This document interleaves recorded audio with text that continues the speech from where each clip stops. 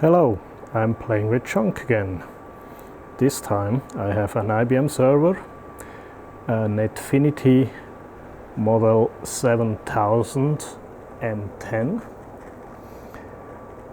This server is from about 1997. It's about 20 years old now. And before I take it apart, well, because it will go to scrap, we don't need it anymore. It's an old Pentium-III machine. I will show you how it works, what's inside, and all the stuff you already know from my other videos. Okay.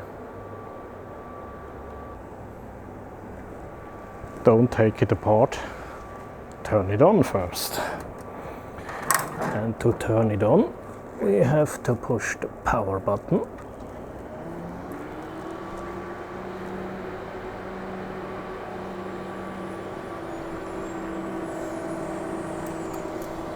You can hear the hard drives, the fans.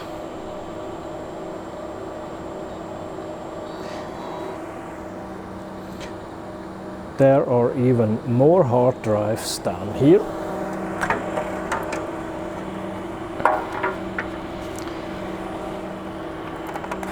And here is another space. All the panels can be locked so that no one can steal a drive. So this space here is empty. There's space for another disk box like the one above.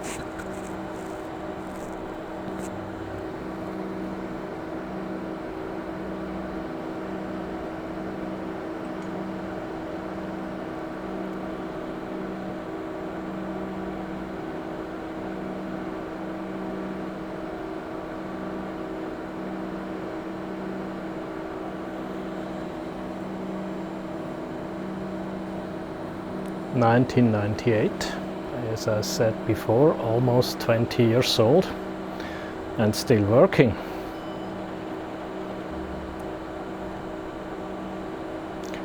Virus warning. Okay, change is expected.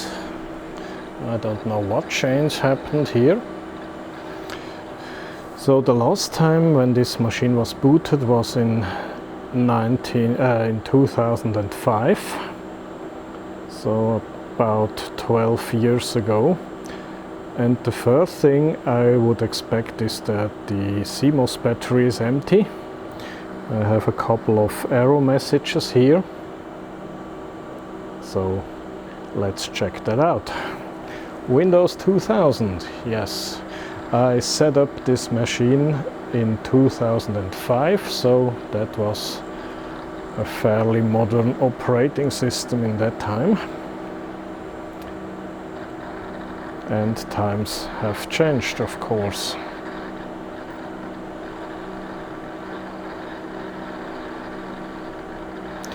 The machine has 3 processors, Pentium-III Xeon with 500 megahertz, and it has about 800 megabyte of RAM. Almost 1 gigabyte, that was a lot for the time.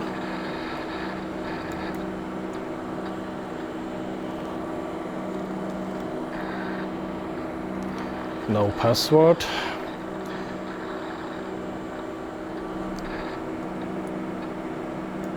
Okay, that's it. It has booted. And one thing that surprised me was that the time-keeping battery, the CMOS battery, was still good after 12 years in stock. We can verify that here with the system log.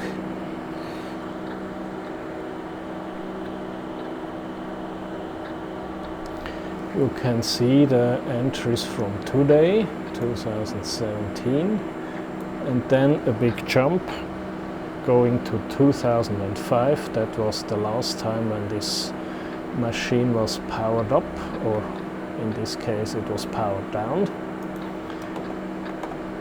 And I have already set the clock correctly.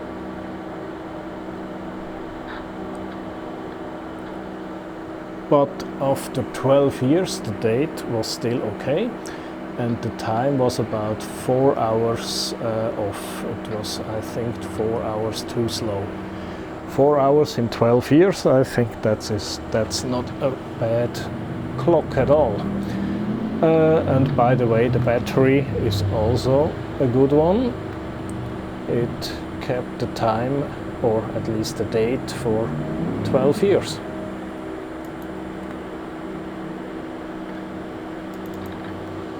Okay, we can have a look at the rate. It has a rate controller with 3 ports, SCSI ports, physical drives, channel 1, channel 2, channel 3. Channel 2 there is nothing attached. On channel 1 I have the disk in the lower shelf, 7 drives, 4 of them are 70 gigabytes and 3 are 140 gigabytes. And then that's the system drive, consisting of 3 8 gigabyte drives and 1 hot spare. Both drives are in, or better, there are 3 logical drives. All of them are in RAID 5. So you can see the logical drive 1, that's these physical drives here. Logical drive 2 are the 70 gigabyte ones, and logical drive 3 are the 140 gigabyte ones. Okay, let's take it apart. That's the back side of the server. We have PS2 mouse and keyboard connectors. Mouse here, keyboard here. Then we have serial parallel VGA, which is black, but it has the blue mark here. That was the time when blue connectors were not available everywhere. That's the remote management board, 2 network cards, a lot of free space for PCI cards, and the RAID controller card. Bus 1 goes down to the disk enclosure. Bus 2 is empty, and bus number 3 is internal. Then we have 3 power supplies, space for a 4th one, but only 1 power connector. So we have redundant power supplies, but only 1 connector that goes to the mains. Maybe there is a possibility to add another power connector here. Let's open the top cover.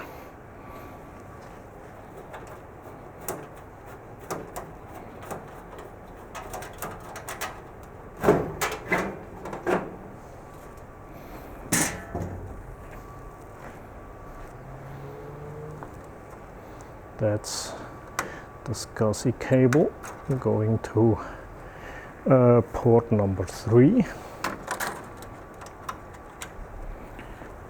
Remove the external connector and plug the card out. That's it.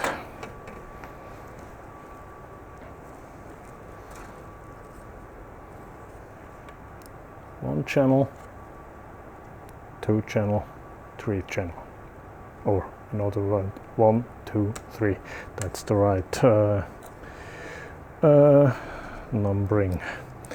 We have a little bit of cache RAM to store data before it is written to the drives. And we have more cache RAM here with a battery backup. This is because when data is stored in the RAM before it is written to the disk, a power failure can have dramatic consequences. So they put a battery in, so in case when the power fails, the mains power, it has a reserve of 1 or 2 days to keep the data in the RAM here. And when the power comes back, it writes all the unwritten data to the disk and everything is okay. Hopefully, if it works. The late 1990s was the era of the hot swap PCI bus, and IBM solved that problem here with this special locks here.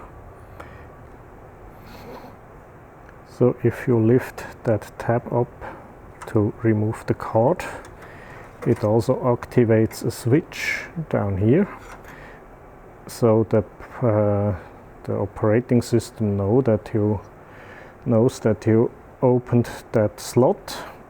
There is the connector cable for the switch board here, and then it removes that device that occupies that slot from the configuration. It's like when you unplug an USB stick, you have to properly dismount it first. The problem is all that hot swap PCI, well, the idea of the hot swap PCI is that you are able to replace a PCI card while the server is working. The problem is most of the PCI cards here cannot be replaced while the server is working. For example, the SCSI board, the RAID controller, if you open that slot, the RAID controller is powered off and your system is down. Except you have a second RAID controller, a redundant one, then it probably would work. But the fact is, nobody really used that. Nobody really wanted that. Maybe a couple of people, yes. So they gave it up after a couple of years. Now the next card is a multifunction I/O card. It has a SCSI controller on it, which is not used in this machine. It goes to an empty connector on the back side. The operating panel is connected and some other stuff. There is also the CMOS battery here that keeps the time. It's a Panasonic. No wonder that it worked so long, because Panasonic makes really good batteries. We have an S3 video chip that goes to the VGA adapter here. We have an IBM, I don't know what chip, Adaptec. That's the SCSI controller chip that controls the two SCSI ports here. Super I/O, that's for all the rest. I think that's serial, parallel, mouse, whatever. Crystal oscillator here, crystal oscillator here. One for the clock, one for whatever, another oscillator. Bus terminator chips that go to the SCSI connectors. Probably, I don't know, maybe a ROM or something. No, that's too big for a ROM. Okay, and not so much more on the back side. Then we have another board here. That's the remote controller. On modern server, this functionality is already included in the main board. On the older servers, you have to buy that extra. You have an Ethernet connection, a telephone connection for a modem. You have a PCMCI slot for a modem card, so you can have an internal modem or an external one. Or maybe even that's the phone line and that's the modem card. Yes, I think that's right. We have a Power PC processor here. So this is in fact a computer inside the computer, so this thing runs by itself, and it even has its own power connector. It has its own external power supply, so if absolutely nothing is working, this thing is still working. You can access it through the Ethernet port and have a look what's happening.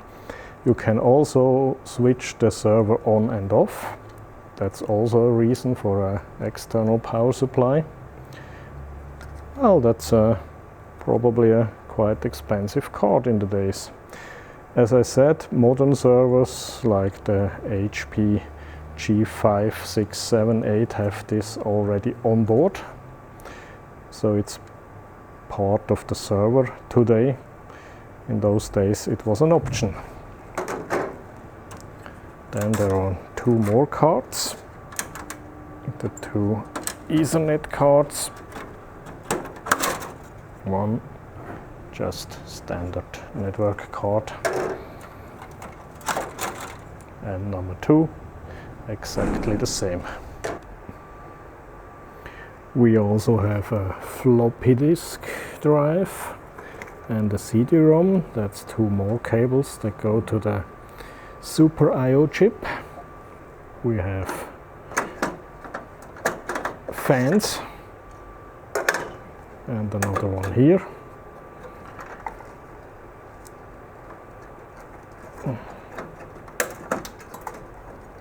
Now someone has attached that with a tie wrap. Okay, must have been afraid that it falls out by itself. These fans are for the discs here. Now the big question is, and you probably are missing it, where are the CPUs? Where is the RAM? Where is all the interesting stuff of this server? Well, it's here. I hope I remember that right, but there is a cover on the front here that can be removed. There are two more fans for the CPUs.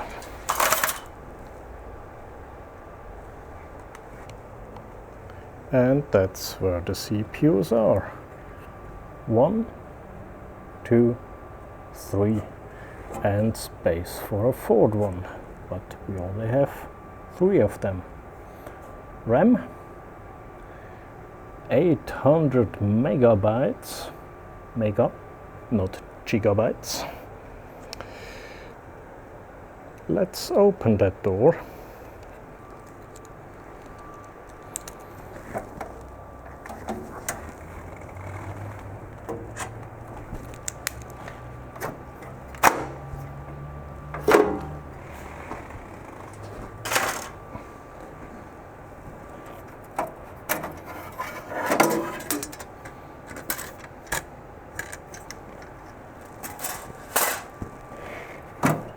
That's the memory board. A lot of space for more memory. Maybe 1 gigabyte, maybe 2.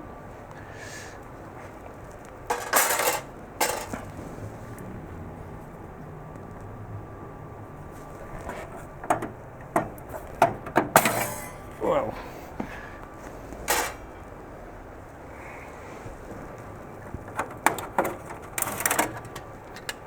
that's the placeholder / terminator for the CPU that is missing. So if there is no CPU inside, you have to put that board in. It has Let me see if I can take that out. That's it. Not much more than a resistor network, a terminator for all the data and address lines, but it is necessary. Without it, it wouldn't work.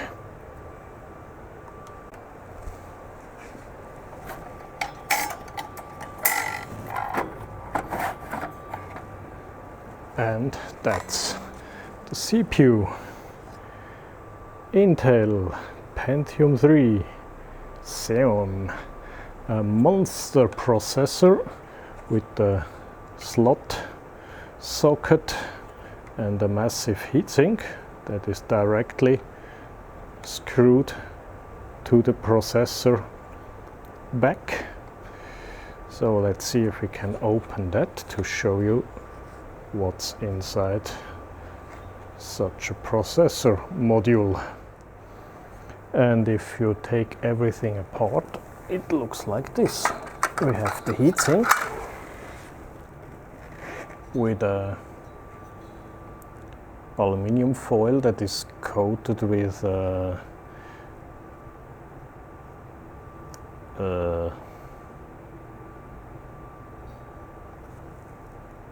graphite, an aluminium foil coated with graphite on both sides, screwed with 1, 2, 3, 4, 5 screws. Then we have an interesting sound. The processor itself, oops, it's a little bit difficult to find the center of the camera. There's the plastic cover that comes off quite easily. It has 4 clips around, and then the processor board, which is held down by springs. I have already removed them. Comes away, which is the heat spreader plate here. 1 thermal connection for the processor, and another free area here for the level 2 or level 3 cache. I don't know exactly which one is it. That's the processor, that way, and that's the cache. And that's the big difference between the normal Pentium-III. The Xeon had a much larger cache and maybe some other details that are different. But in fact, that's a tiny little chip in a big board, like that.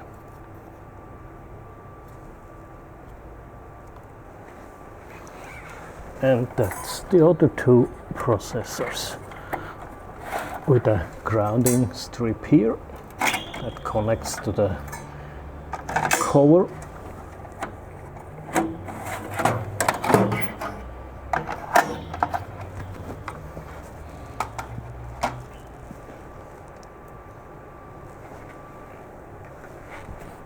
There's another bracket to remove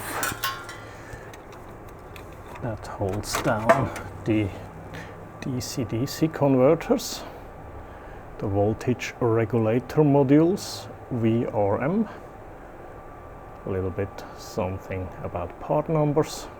If you like that, we have 1, 2, 3, 4, 5, 6. And it seems all the capacitors are still good. Well, it was still running, so they must be good. I assume that maybe 1 or 2 of them are for the RAM. Maybe. Let me see. That's the RAM board. Yes, it has no extra DC converters on the board itself, so the DC converters must be external. A lot of capacitors here to smooth the power supply, That's why you don't need so many electrolytic capacitors in a server, because they make a lot with this ceramic or what's the other type of capacitors? I don't remember now. There's a couple of LEDs telling you which module is faulty, if there is any. And finally, here are the disk drives. Standard 3.5-inch SCSI SCA single connector architecture, hot block capable. 2, 3 of them, and number 4, that's my system drive with hot spare. Power supplies on the back side. Let's remove one.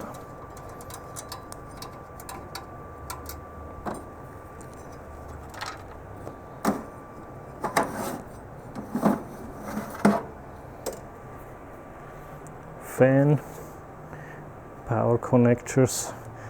I think that's the 230 volt AC, and that's the DC side with all the control pins here and the power pins here